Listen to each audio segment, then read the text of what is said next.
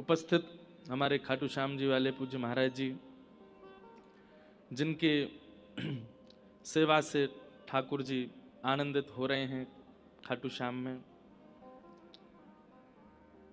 एवं दाऊ जी से पधारे पूज्य महाराज जी और उपस्थित आप सभी श्रोता भाई बंधु मातृशक्ति, सबको जय श्री कृष्ण। जय श्री कृष्ण। जय सिया राम। जय सिया राम। जय श्रीमन नारायण। जय श्रीमन नारायण। जय जय श्री राधे। जय जय। ठाकुर जी की महती अनुकंपा, हम आप सब लोग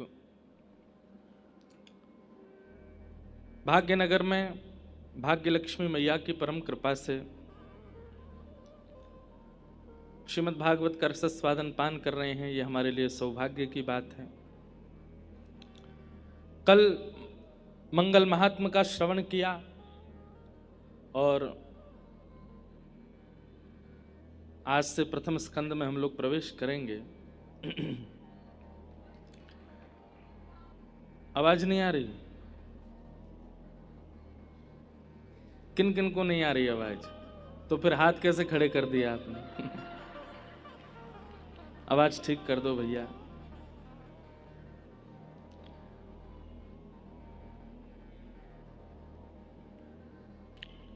बोलो वृंदावन बिहारी लाल की। अब ठीक आ रही है?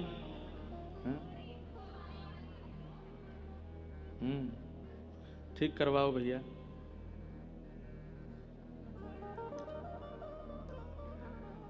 ठाकुर जी की बड़ी कृपा है, हम आप सब लोग भाग्यनगर में बैठे हैं। कल गणेश चतुर्थी, आज ऋषि पंचमी। ऐसे अद्भुत अद्भुत अवसर कथा में अपने आप प्रकट हो रहे हैं। कल भी वैष्णव जन गणेश पूजन आदि में अति व्यस्त रहते हैं। आज भी हमको पता चला कि माहेश्वरी जन्मा, उसी समय पर जन्मा। दो व्यक्ति एक साथ जन्म लिए, एक ही तारीख है, सब कुछ एक जैसा है, लेकिन फिर भी एक बन गया राष्ट्रपति। और कोई व्यक्ति अत्यंत विशिष्ट नक्षत्रों में नहीं जन्मा है, लेकिन उस पर आशीष इतना है महापुरुषों का, वह आशीष पाकर के सब कुछ हासिल कर लेता है। तो आज का दिन जो ऋषि पंचमी है, आज के दिन तो आशीष प्राप्त करने का दिवस है आज का दिवस। इसलिए माताओं को, पिताओं को, बहनों को, अगर आपके आसपास कोई महापुरुष हैं उनको, अगर आसपास नहीं भी हैं तो ध्यान करके उनको, कम से कम आपको सप्तऋषि प्रणाम तो आज करने चाहिए। तो कैसे करो? जिन जिन महापुरुषों को आप जानते हो, जो वास्तव में ऋषि के भेष में ही हैं, जो वास्तव में ऋषि जैसे आचरण में ही रहते हैं, उनका चिंतन मात्र कर लो। सप्त आचार्यों का तो चिंतन कर ही लो, और चिंतन करके सबके चरणार बिंदों में प्रणाम कर लो, सबसे आशीष ग्रहण कर लो। आज के दिन आचार्य चरणों से आशीष ग्रहण करने से अगर कोई विधि अगर डगमगा भी रही होगी ना नक्षत्र के अनुकूलता से या आपके ज्योतिष शास्त्र के अनुकूलता से, वह भी व्यवस्थित हो जाती है। आज के दिन ऋषि, जितने भी महापुरुष हमारे भारतवर्ष में, उनमें ऋषियों का ही आवेश हो जाता है। इसलिए आज के दिन आशीष ग्रहण करें, सबको प्रणाम करें, वंदन करें, और अनुकूलता बने उनको प्रसाद पवा में उनकी कुछ सेवा करें। सबरी जी का नाम आप सबने सुना है। सबरी जी के ऊपर राघव जी ने कृपा की, ये बात सब जानते हैं, पर किस वजह से की? क्योंकि एक ऋषि की कृपा थी उनके ऊपर। एक ऋषि प्रसन्न हो गए थे उनसे। सब लोग ध्यानपूर्वक सुनिएगा, और विशेष रूप से सोफा वाले। नीचे वाले तो सुनते ही हैं, और सोफा वाले, कुर्सी वालों को कुछ ज्यादा ही कंफर्टेबल हो जाते हैं, तो कई बार निद्रा देवी आक्रमण कर देती है। एक तो ये पंडाल भी ऐसा है, यहाँ पे एसी की ठंडी हवा चल रही है, शांत वातावरण है, ज़्यादा शोर शराबा है नहीं, लोग बाग भी बात करते हैं तो आवाज़ आती नहीं। उसमें भी सोफा मिल गया है, बीच बीच में पानी भी मिल जा रहे हैं। बहुत व्यवस्थित होकर के दो चीज़ें नहीं हो सकती। बुरा नहीं मानना, सोफे वालों को मैं बुराई नहीं कर रहा हूँ, है ना। हो सकता है आपके पैर में दर्द होगा, कमर में दर्द होगा। दो चीजें बहुत व्यवस्थाएं करके आप नहीं कर सकते। पहला पढ़ाई। बहुत किसी को अगर अध्ययन करना हो, कोई सिविल्स की तैयारी कर रहा हो, कोई चार्टर्ड अकाउंटेंट बनना चाहता हो, डॉक्टर बनना चाहता हो, और उसको आप 5 स्टार व्यवस्थाएं दे दो, वो नहीं बन पाएगा। बहुत व्यवस्थित होकर के अध्ययन नहीं होता, और बहुत व्यवस्थित होकर के हरिस्मरण भी नहीं होता। ये दो बातें निश्चित हैं। इसलिए हमारे यहाँ शास्त्रों में आज्ञा की गई है, जिनके तन ठीक हैं, शरीर जिनका ठीक है, पैर भी ठीक हैं, कमर भी ठीक है, और उसके बाद भी अगर वो बहुत व्यवस्थित होकर के कथा सुनता है, बहुत व्यवस्थाएं लेकर के, तकिया एक यहाँ लगा ली, एक यहाँ लगा ली, एक पीछे लगा ली, और बिल्कुल ऐसे करके फिर कथा सुने, नहीं होगा। फिर उस पर निद्रा देवी की कृपा होगी, कथा नहीं आ सकती। इसलिए जिनके हाथ पांव ठीक हैं वो तो नीचे ही बैठना, जिनको बहुत ज्यादा श्रम होता है नीचे बैठने में, वही ऊपर बैठे, क्योंकि ऊपर बैठ के कथा होती नहीं, सुनाई नहीं देती, समझ नहीं आती, और कई बार समझ में आ भी जाती है तो उसका विशेष प्रभाव होता नहीं। इसलिए सोफा वाले थोड़े सावधान रहना। तो क्या बता रहा था मैं? हाँ, ऋषि कृपा सबरी के ऊपर। मतंग ऋषि रोज अपने कुटिया में ठाकुर जी की सेवा करते हैं। सबरी जो कि श्रेष्ठ कुल खानदान, कहीं उसका जन्म नहीं हुआ, श्रेष्ठ नक्षत्रों में जन्म नहीं हुआ, उनकी कहीं ना कहीं जिस कुल में वो जन्मी है, उस कुल को उस जमाने में लोग इतना श्रेष्ठ भी नहीं मानते थे। जिस राह से उस कुल के लोग निकल जाते थे, उस राह से कोई और विशिष्ट व्यक्ति तब निकलता था जब पानी का छिड़काव कर दिया जाता था। ऐसी स्थिति सबरी की। लेकिन सबरी क्या करती है? जब इच्छा मन में प्रकट हो गई कि अब जीवन का सार ढूंढना है। हमारे कई भक्तों के चित्त में एक जैसी भावना देखने को मिली। कैसी भावना? जैसे माधव दास जी का चरित्र आता है कि वो जगन्नाथपुरी गए, उस समय उनकी आयु 20 वर्ष की थी। तो जब जगन्नाथपुरी गए और महाप्रभु जगन्नाथ जी को देखा तो देखते ही रोने लगे। इतना रोए, किसी ने आकर के समझा, रो क्यों रहे हो? तो बोले कि जगन्नाथ जी बहुत प्यारे लगे होंगे इसलिए रो रहे हो। बोले नहीं, वो तो है ही। अच्छा, महाप्रसाद बहुत अच्छा लगा होगा इसलिए रो रहे होगे। नहीं, वो भी बात ठीक है आपकी, लेकिन वास्तविकता रोने के पीछे ये नहीं है। बोले तो क्या है? बोले मैं ये रो रहा हूं कि ये छवि मैंने 20 साल पहले तक क्यों नहीं देखी, मैंने 20 साल क्यों गवा दिए, 20 साल नश्वर संसार को देखने में व्यतीत कर दिया। मैंने जगन्नाथ जी को तभी क्यों नहीं देख लिया जब मेरे नेत्रों में देखने की सामर्थ्य थी। 20 साल व्यर्थ कर दिए।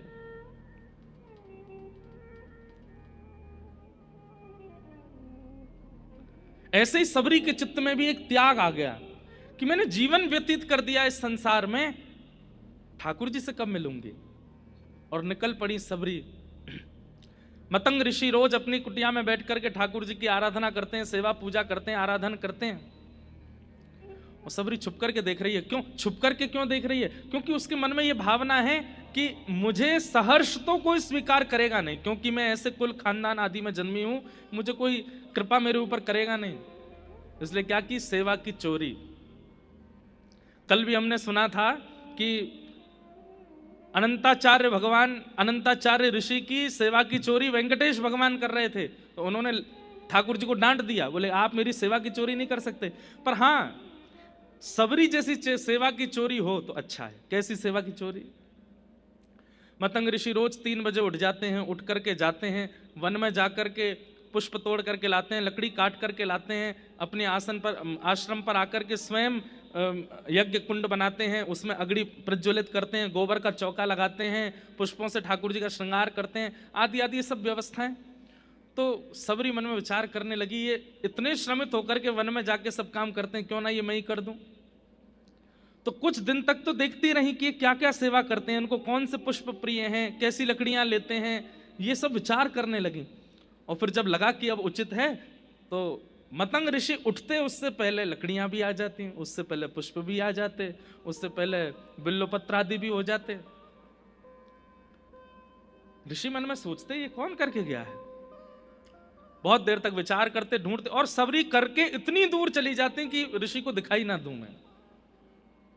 और फिर दूर बैठ करके केवल चिंतन करती, मुझसे अपराध तो नहीं हो रहा है ना, हे ठाकुर जी मैं अपराध की भागीदारी तो नहीं बनूंगी ना, बस मैं गुरुदेव मुझे स्वीकार करें उसकी मैं प्रतीक्षा नहीं कर रही हूं, मैं पहले ही उनकी सेवा कर रही हूं।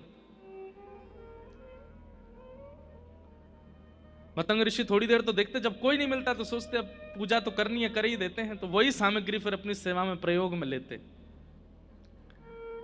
सबरी आकर के चुपचाप देखती कि मेरी सामग्री प्रयोग में आई कि नहीं। हमारे आपकी जैसी नहीं थी सबरी, ढिंडोरा पीट देते हैं सेवा करने से पूर्व, हम वहां से ये लाए हैं आपके लिए, महाराज जी आप ये यूज करते, अब से ये लीजिए। और वो सबको होता है। बिहारी जी में बंगला बनते हैं हमारे यहाँ, गए आप लोग बंगला में, देखो ठाकुर जी का बंगला बनता है बहुत सुंदर, और फिर जिस चौखट पे बिहारी जी बैठते हैं उसके नीचे बड़े अक्षरों में लिखा रहता है, हैदराबाद के फलाने व्यक्ति ने बंगला बनवाया कलकत्ता के उन सेठ जी ने बंगला करवाया। मान लीजिए आपकी सेवा भी ले ली, बंगला भी बना दिया, लेकिन बिहारी जी के नीचे नाम नहीं लिखा है, तो नाक मुंह सुकुड़ जाएंगे आपके। इतनी एक तो हमने सेवा कर दी, ऊपर से हमारा नाम भी नहीं बोला। सबरी ऐसी नहीं है, सबरी तो चुपचाप देख जाती है कि मेरी सेवा प्रयोग में आ गई, बस प्रसन्न हो जाती है। अगले दिन और निष्ठा से सेवा करती है। अब तो रात्रि 2 बजे ही पहुंच जाती है, गोबर का चौका लेकर के, और पूरे जो यज्ञ वेदी है उसका निर्माण करती है, वहां सुंदर सुंदर रचनाएं बना देती हैं, और मतंग ऋषि उठे उससे पहले सब व्यवस्थित करके वहां से भाग जाती है। ऋषि मन में विचार करने लगे कौन कर रहा है ये सेवा, लेकिन सेवा की स्थिति, सेवा की सामग्री इतनी उचित है कि ऋषि चाह करके भी क्रोध नहीं कर पा रहे हैं। एक होता है कि क्रोध आ गया, कौन है मैं पकड़ के देखूं तो, लेकिन वो सब सामग्री इतनी व्यवस्थित होती थी कि ऋषि चाह करके भी क्रोध नहीं कर पा रहे। कहते हैं महीनों निकल गए, मतंग ऋषि की सेवा कर रही है और ऋषि को भी क्रोध नहीं आ रहा है, क्योंकि सेवा इतनी व्यवस्थित कर रही है। एक दिन ऋषि के मन में आया कि मुझे क्रोध नहीं करना है, पर मैं देखूं तो सही इतनी निष्ठावान कौन है। एक सेवा का एक स्वरूप होता है, हम लोगों की सेवा का हर दिन हमारा उत्साह, एक्साइटमेंट घटता है, हर दिन हमारा उत्साह घटता है। नए नए लड्डू गोपाल जी जब घर आते हैं ना, तो पहले 10 दिन तो देखो क्या सेवा होती है, सुबह नवाना है, इनके लिए माला बनानी है, इनके लिए पोशाक लानी है, दुनिया भर के ऑनलाइन सब ढूंढ लेंगे, यहाँ से इत्र मंगवा दो, इधर से चंदन मंगवा दो, यहाँ से पोशाक बनवा दो। और जैसे ठाकुर जी 1-2 साल पुराने हो जाते हैं, मम्मी मेरे से उठा नहीं जा रहा, आप ही कर दो, आप ही देख लो, ठाकुर जी को कर दो। हमारा उत्साह घटता है।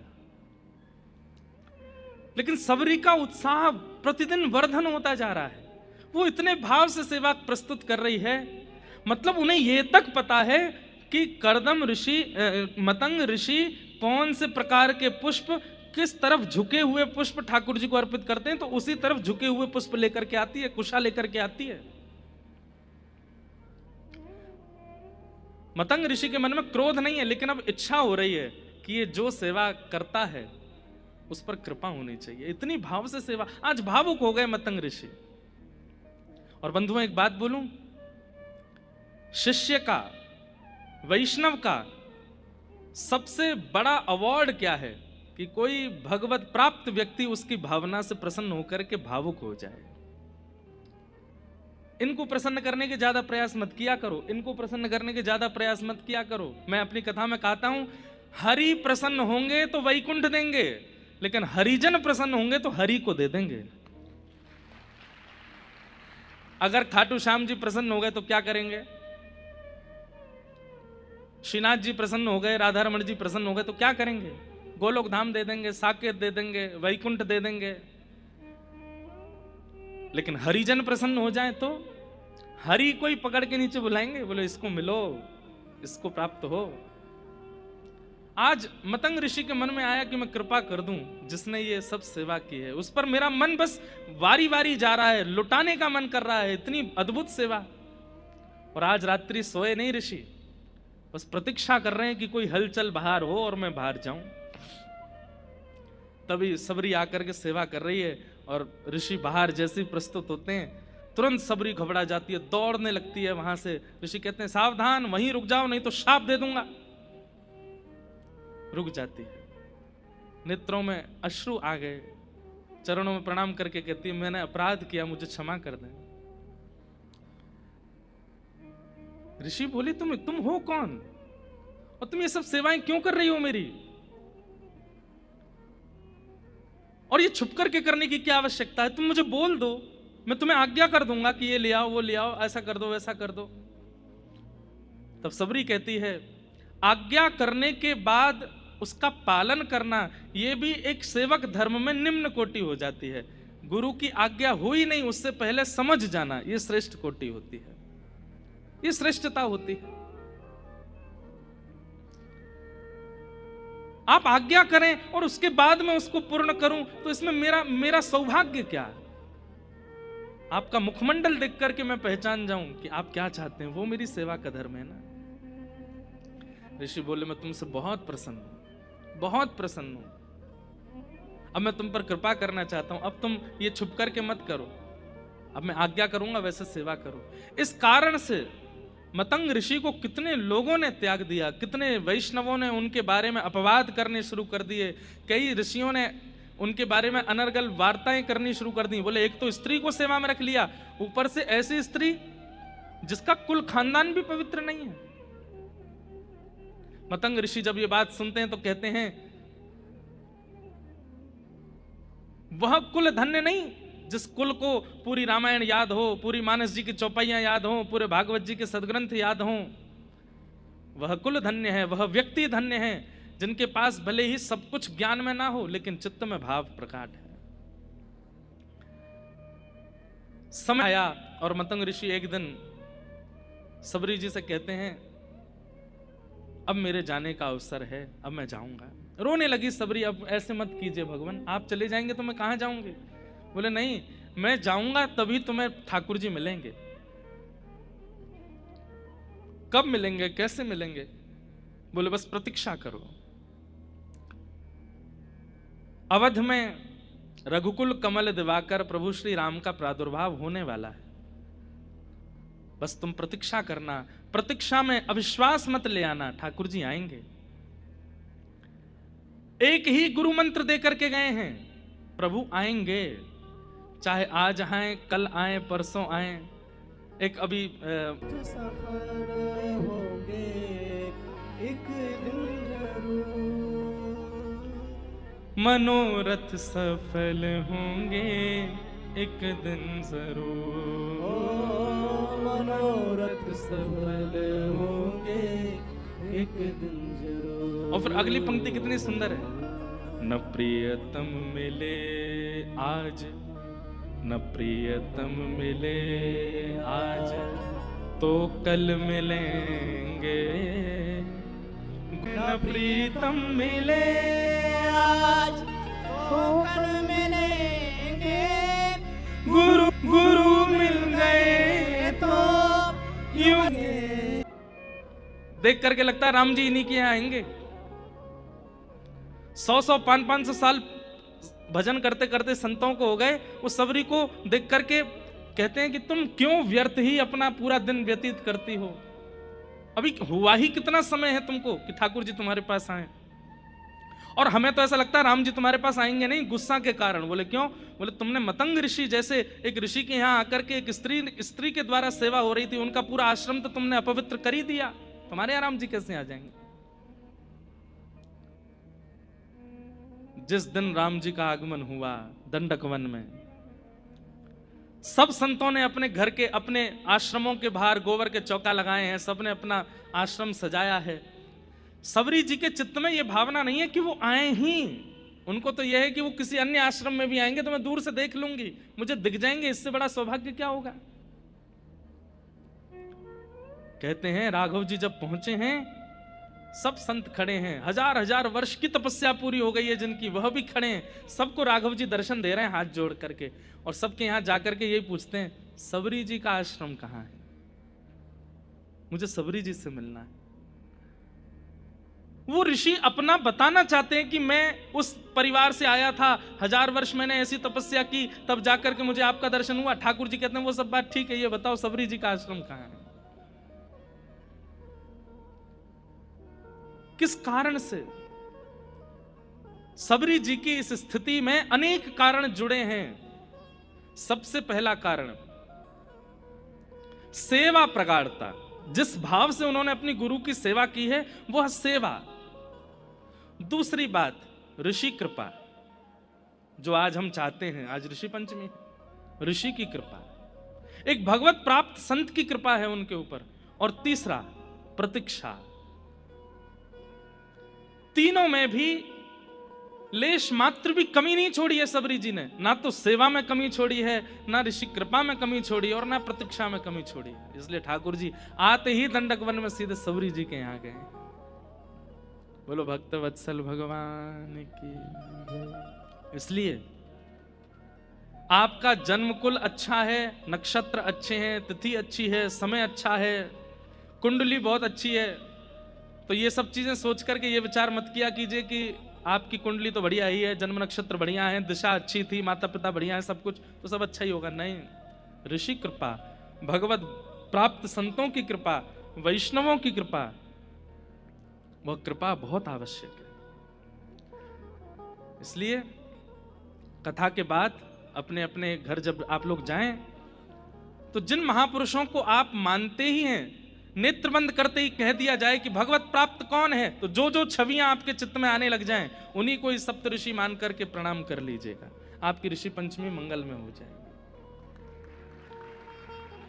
नेत्र बंद करते ही किनका ध्यान आता है, और उनका ध्यान करना है जिनसे ठाकुर जी के थोड़े समीप पहुंचे हो, भले ही कभी प्रत्यक्ष नहीं देखा उनको, आधुनिक माध्यम से ही सुना है, उनको प्रणाम करो। और इस प्रकार ऋषि पंचमी को अपनी को पावन बनाइए। ऋषि कृपा, संत कृपा, भगवत कृपा, अरे भैया कहां तक कहें, संतन की कृपा हमारे लिए आवश्यक है, इतना ही ना है, ठाकुर जी भी संतों की कृपा मांगते हैं। कभी कभी ठाकुर जी भी संतों से याचना करते हैं कि हम पर कृपा कर दो। ऐसे पावन ऋषि पंचमी की आप सबको शुभकामना। आइए भागवत जी के प्रथम स्कंद में हम लोग प्रवेश करते हैं। जन्माद्यस्य तोन्वयादितरतः चार्थे स्ववेग्यस्वराट् तेने ब्रह्म हृदय आदि कवये मुह्यन्ति यत्सूरयः तेजो वारि मृदां यथा विनिमयो यत्र तृषयो मृषा धाम्ना स्वेन सदा निरस्तकुहकं सत्यं परम धीमहि। भागवत जी का प्रथम श्लोक है। अनेक अर्थ इस श्लोक के किए जाते हैं आचार्यों के द्वारा, पर बहुत सहजता से आपको समझ में आ जाए इसलिए मैं कृष्ण लीला परक अर्थ कर दूं। संपूर्ण कृष्ण लीला एक ही श्लोक में है। जन्माद्यस्यतोन्वयाद इतरतः, जो ठाकुर जी जन्म लिए कहां, देवकी वसुदेव के यहां, लेकिन जन्म लेकर के कहां चले गए, अन्वयाद इतरतः, गोकुल चले गए, नंद यशोदा के पास चले गए। जन्म लिए देवकी वसुदेव के यहां, लेकिन पालन पोषण के लिए पहुंच गए नंद यशोदा के पास। और वहां जाकर के क्या कर रहे हैं, बोले चार्थे स्वविज्ञ स्वराट, अर्थों के स्वरूप को जो विज्ञ हैं, अनविज्ञ नहीं है, मतलब जानते हैं। दो बातें, ठाकुर जी सब जानते हैं लेकिन अनजान बन के रहते हैं। अच्छा एक बात बताइएगा, जानते हुए भी अनजान ये हम कब होते हैं बताओ? सब कुछ जानते हुए भी अनजान हम कब होते हैं? जब हमारा प्रेमी सामने होता है। कब? जब प्रेमी सामने होता है। प्रेमी का मतलब कोई लड़का लड़की ही नहीं होता है।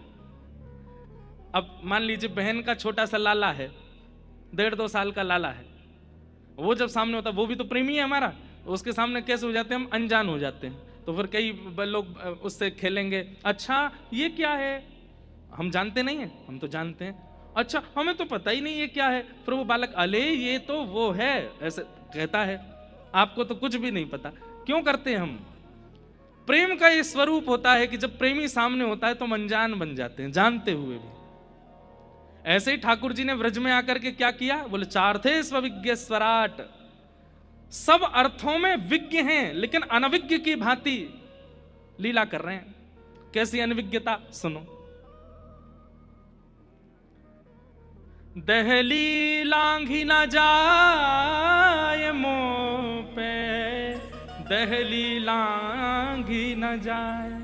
ठाकुर जी रो रहे हैं, यशोदा मैया के सामने जाके रो रहे हैं। मैया बोली लाला का भयो? बोलो मैया ये दहली है ना जे बड़ी बेकार है। बोले क्यों? नंद बाबा ते लंगवाए ले, दाऊ दादा ते लंग। आप लोग समझ रहे हैं दहली किसको कहते हैं? क्या कहें उसको? चौखट। घर में चौखट होती है ना, अब आजकल तो नहीं होती हैं। पुराने घरों में जाओ, मंदिरों में जाओ, यहाँ पे दक्षिण में मंदिरों में जाओ, कितनी ऊंची ऊंची चौखट होती हैं। लोग बाग उन पर चढ़ते भी नहीं है, उनको लांग करके जाते हैं। अब इसके पीछे भी कोई प्रथा तो है ही है, क्योंकि जब कहीं प्रवेश होता है ना तो देवी देवताओं को चौखट पे ही पूजन किया जाता है, इसलिए वो पवित्र मानी जाती है। इसलिए कई लोग उसको लांगते हैं, उस पर चढ़ते नहीं है। तो ठाकुर जी शिकायत कर रहे हैं मैया ते। बोले नंद बाबा ते लंगवाए ले अपने आप पे, यशोदा मैया तुम ते लंगवाए ले, दाऊ दादा लांग जाए आकू। और कहां तक कहूं, गैया बछिया बछड़ा सबरे लांग जाए आकू। और जैसे ही मैं जाऊं जे ऊंची है जाए, मोते ना लांगी जाए। ब्रह्मा जी इस लीला को देख करके कह रहे वाह, बामन बन के गए थे कहां? बलि के यहां। और जैसी बलि ने कहा कि वरदान मांगिए, तो कहते हैं 3 पग जमीन चाहिए, वो भी अपने पैरों से नापूंगा। और जैसे ही 3 पग जमीन का वरदान देते हैं तो बोले इतने विराट हो गए, 3 लोकों को 2 पैर के बीच में नाप लिया ठाकुर जी ने। पहला चरण पृथ्वी लोक पर है और दूसरा चरण ठाकुर जी का स्वर्ग लोक में है, और सब पार करके वैकुंठ तक पहुंच गया। मतलब एक बार पैर लंबे करवे में जो तीनों लोक नाप लेते हैं, वो यहां यूं कह रहे हैं कि मुंह पे दहली लांगी ना जाए। क्यों? प्रेम।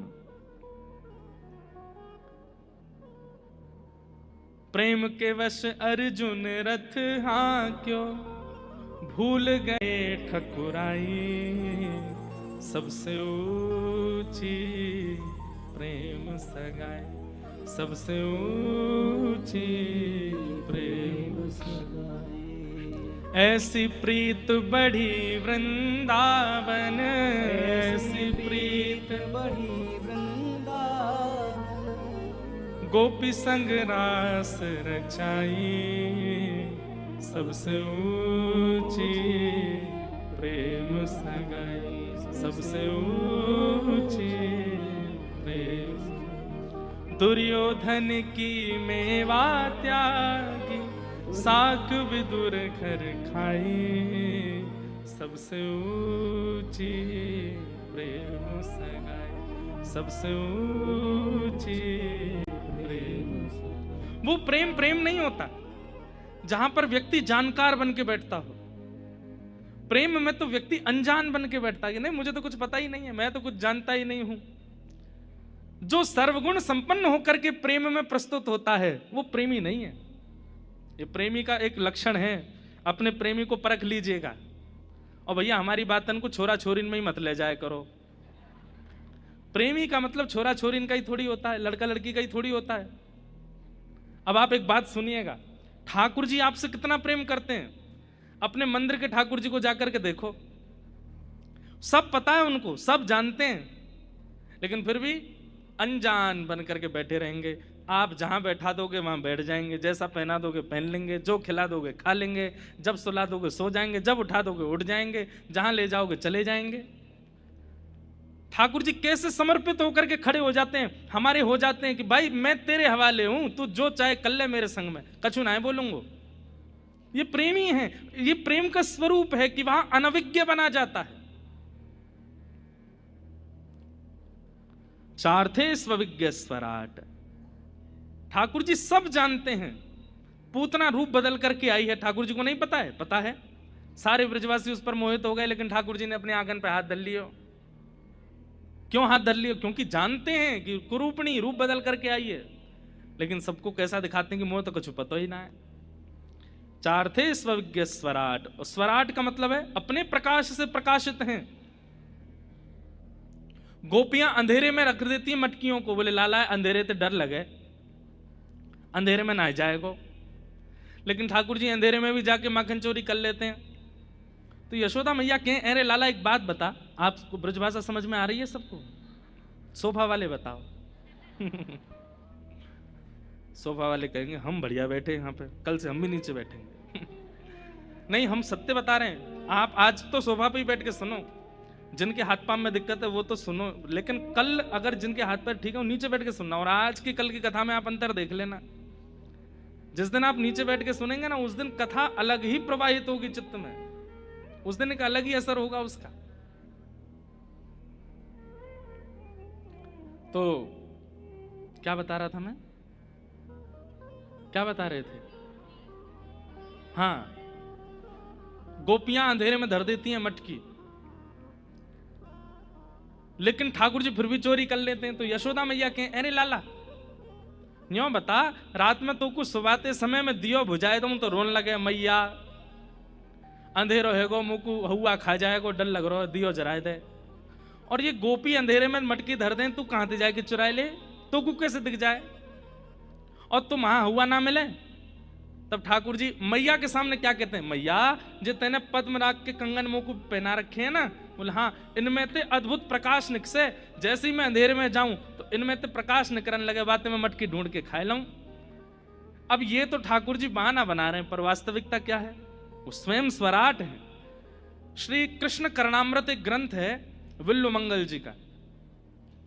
विल्व मंगल जी उस कृष्ण करणामृत ग्रंथ में एक श्लोक में कहते हैं, ठाकुर जी जितनी घने सघन वन में जाते हैं, प्रकाश से जितने घने वन में चले जाते हैं, जहां सूर्य का प्रकाश जाता भी नहीं हो, उतने ठाकुर जी सुंदर लगने लगते हैं। इसलिए किशोरी जी ठाकुर जी को निकुंज में ही रखती हैं। कभी भी आपने ये नहीं सुना होगा धूप बिहारी कौन से बिहारी है? कुंज बिहारी, निकुंज बिहारी। ठाकुर जी जितने सघन वन में प्रवेश करते हैं, जितने घने जंगल में प्रवेश करते जाते हैं, किशोरी जी कहते हैं जितने घने जंगल में श्री कृष्ण प्रवेश करते हैं उतने सुंदर होते चले जाते हैं। क्यों? क्योंकि फिर सूर्य के प्रकाश से उनका रूप नहीं दिख रहा है, वो अपने प्रकाश से दिखते हैं, स्वराट। कृष्ण करणामृत में श्री विल्व मंगल जी कहते हैं, ठाकुर जी का वर्ण काला नहीं है, ठाकुर जी काले नहीं है। ठाकुर जी का वर्ण कैसा है? बोले नील मणि के जैसा है। और मणि सूर्य में प्रकाशित नहीं होती, मणि अंधेरे में ही प्रकाशित होती है। इसलिए आपके दक्षिण भारत में मंदिरों में ठाकुर जी के दर्शन जो है दिया में ही होते हैं। कभी जाइए त्रिवेंद्रम या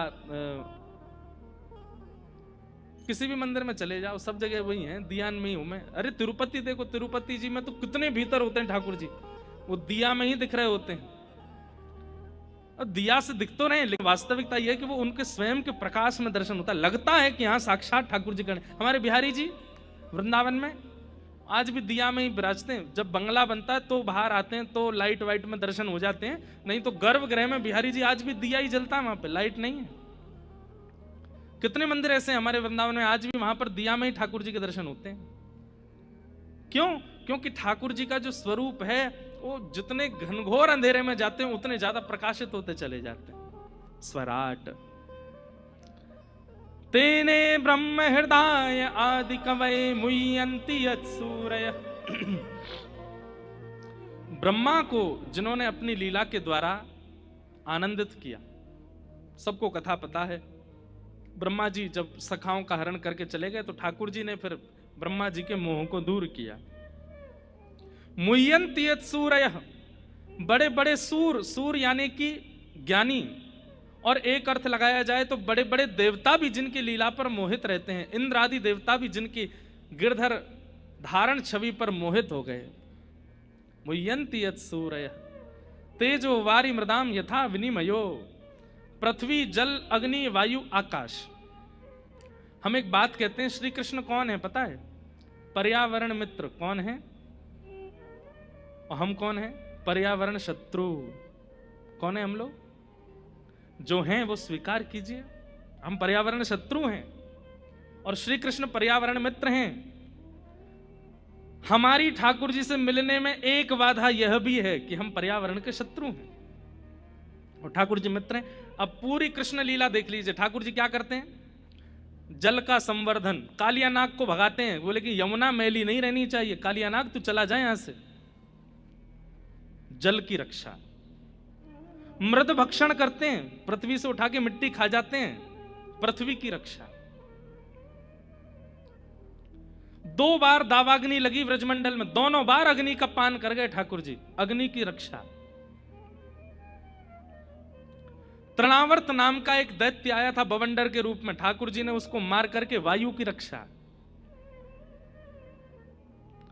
महाराज करके ठाकुर जी कर रहे हैं आकाश की रक्षा, और श्री गिरिराज जी को धारण करके ठाकुर जी पर्वतों की रक्षा, वृक्षों की रक्षा, गोबर गाय की रक्षा, दूध की रक्षा। संपूर्ण कृष्ण लीला सुनने में आनंद तो बहुत आता है आपको, लेकिन उन लीलाओं से निकालिए कि ठाकुर जी ने किन किन का संवर्धन किया। अगर वह संवर्धन की स्थिति आपके चित्त में नहीं है तो आपके नाम जब से ठाकुर जी प्रसन्न नहीं है, आपकी सेवा से ठाकुर जी प्रसन्न नहीं है। ठाकुर जी कहेंगे तू भज तो बहुत रोए मोकू, लेकिन जो जो मैंने किया वहां में तेरी नेको रुचि नहीं है, मैं कैसे मिल जाऊं तो ते। इसलिए कम से कम पर्यावरण में किसी एक वस्तु के मित्र बनिए। पर्यावरण मित्र तेजो वारि मृदाम यथा विनिमयो यत्रत्र सर्गो मृषा, पृथ्वी अग्नि जल वायु आकाश। इस श्लोक का हम कृष्ण परक अर्थ सुनने हैं तो भगवान ने पूरी कृष्ण लीला में क्या किया, पर्यावरण का संरक्षण किया। यत्रत्र सर्गो मृषा, व्रज लीला, द्वारिका लीला और महाभारत लीला, ये 3 लीलाएं ठाकुर जी की प्रधान हैं, जो कि अमृषा हैं, माने परम सत्य हैं, झूठ नहीं है। धामना स्वेन सदा निरस्त कुहकम सत्यम परम धीमहि। अपने धाम वैकुंठ को प्रस्थान करने से पूर्व भी जो उद्धवादियों को ज्ञान देकर के गए हैं द्वारिका में, ऐसे परम सत्य श्री कृष्ण को हम बारंबार प्रणाम करते हैं। इस प्रकार प्रथम श्लोक में श्री कृष्ण को वंदन किया गया। वंदन वैसे तो स्वच्छंद भाव से तो ब्रह्म परक अर्थ है इस श्लोक का, और ब्रह्म परक अर्थ ऐसा है कि आपको समझने में बहुत मुश्किल हो जाएगी। अब एक दो लाइन का ही कर देता हूं। जन्माद्यस्य यतोऽन्वयादि तरतः, जो जन्म और मृत्यु के हेतु हैं, जिनके कारण जन्म होता है, जिनके कारण मृत्यु होती है। यतोऽन्वयाद इतरतः, जो जन्म और मृत्यु से इतर हैं, उनका ना कभी जन्म होता है ना कभी मृत्यु होती है, लेकिन भक्त वत्सलता के लिए वो जन्म भी लेते हैं। चार्थे स्वविज्ञ स्वराट, अर्थों के प्रति जो अविज्ञ हैं, सब जानते हैं, इसीलिए उनको भगवान कहा जाता है। भगवान किसको कहा जाता है? जिसके पास में 6 नॉलेज हो उसको भगवान कहा जाता है। कौन कौन सी? वेत्ति विद्याम अविद्याम च सवाच्यो भगवानति, उत्पत्ति प्रलयम चैव भूतानाम अगति गति वेत्ति विद्याम अविद्याम च सवाच्यो भगवान इति। ये 6 नॉलेज जिसके पास है उसको भगवान कहते हैं। सबसे पहला, इस पृथ्वी का निर्माण कब हुआ, एग्जैक्ट डेट जिसको पता है, और इस पृथ्वी और ब्रह्मांड का प्रलय कब होगा, ये एग्जैक्ट जिसको पता है, वो परमात्मा। लोग कितना भी दावा कर दें, लेकिन आज तक साइंस इस चीज में आगे आ ही नहीं पाया कि इस पृथ्वी का निर्माण, ब्रह्मांड का निर्माण कब हुआ। कहते हैं कुछ इतने साल हो सकता है पहले, एग्जैक्ट क्या है नहीं पता किसी को भी। दूसरी बात, इस सृष्टि का प्रलय कब होगा। कोई कहता है 2012 में प्रलय आने वाला था, कोई कह रहा 2020 में प्रलय आएगा, कोई कह रहा 2025 में। तो अभी कहीं सुन रहा था मैं कि जून जुलाई तक के बाद तो जो है आधी पृथ्वी तो मर चुकी होगी, अभी तक जीवित बैठे हैं, कुछ भय ना है। तो जो उत्पत्ति जानता है, प्रलय जानता है, गति और अगति जानता है, किसकी क्या गति है और किसकी क्या अगति है, ये जिसको पता है। विद्याम अविद्याम च, विद्या क्या है और अविद्या क्या है, ये 6 जानकारियां जिनके पास हैं उनको भगवान कहते हैं। ठाकुर जी सब जानते हैं, इसलिए वो प्रणम्य है, इसलिए वो भगवान है। ऐसे परम सत्य भगवान को हम बारंबार प्रणाम करते हैं। भागवत जी का दूसरा श्लोक, धर्म प्रोजित कैतवोत्र परमो निर्मत्सराणां सता वैद्यं वास्तवमत्र वस्तु शिवदं तापत्रयोन्मूलनम् श्रीमद्भागवते महामुनिकृते किं वा परैरीश्वरः सद्यो हृद्यवरुध्यते त्रिकृतिभिः शुश्रूषुभिस्तत्क्षणात्। धर्म, अधिकारी, संबंध और प्रयोजन। विषय, अधिकारी, संबंध और प्रयोजन, 4 बातें बहुत ध्यान से सुनिएगा। सबसे पहली बात, कथा का अधिकारी कौन? कथा का अधिकारी मतलब ठाकुर जी किसको अधिकार देते हैं अपनी प्राप्ति का। आप भगवान को प्राप्त करना चाहते हैं, पर आप उनके अधिकारी बने हैं कि नहीं, ये जानना बहुत जरूरी है। बहुत ध्यान से सुनिएगा। जो परम धर्म में व्यवस्थित है वही ठाकुर जी का अधिकारी है, कथा सुनने का अधिकारी है। धर्म प्रोजित कई तवोत्र परमो। भागवत जी का विषय क्या है? हमारे चित्त में परम धर्म का उद्दीपन होना और हमारे चित्त से ईर्ष्या का नाश होना। एक बात बहुत ध्यान से सुनिएगा हमारी। कई लोग अपने क्रोध पर काम करते हैं कि हमारा गुस्सा बहुत है, कंट्रोल होना चाहिए। कई लोग अपनी जीभ पर काबू करते हैं कि बहुत चटोरी है, इसको काबू करना है। कई लोग अपने शरीर पर ध्यान देते हैं, बहुत फैलता जा रहा है, इसको सावधान करना है। कई लोग अपने माइंड को, मन को एकाग्र करने का प्रयास करते हैं, बहुत विचलित रहता है संसार में। हमारी एक बात मानिएगा, हमारे शरीर में एक दोष ऐसा है, अगर वह सुधर जाए तो बाकी सब में सुधरने की स्थिति आ जाएगी। और उस दोष का नाम क्या है? ईर्ष्या। आपने शरीर तो अपना स्वस्थ कर लिया, काम पर तो विजय कर ली, क्रोध पर तो विजय, लेकिन एक वो होता है ना कि रोग ठीक हो गया लेकिन कुछ दिन बाद उसका थोड़ा सा अंश रह गया था तो दोबारा आ गया। कई लोगों को गंभीर बीमारी हो जाती है, डॉक्टर ऑपरेशन करके वो पार्ट ही निकाल देते हैं जो इफेक्टेड हुआ है, पर सुनने में आता है कि 2-4-5 साल बाद फिर से हो गया। बोले क्यों? बोले उसका कोई अंश रह गया था अंदर। ऐसे ही आप कितना भी काम पर विजय प्राप्त कर लीजिए, कितना भी जीव पर विजय प्राप्त कर लीजिए, कितना भी शरीर को स्वस्थ कर लीजिए, लेकिन आपके अंदर ईर्ष्या दोष यदि है तो वो फिर से सब कुछ प्रकट कर सकता है।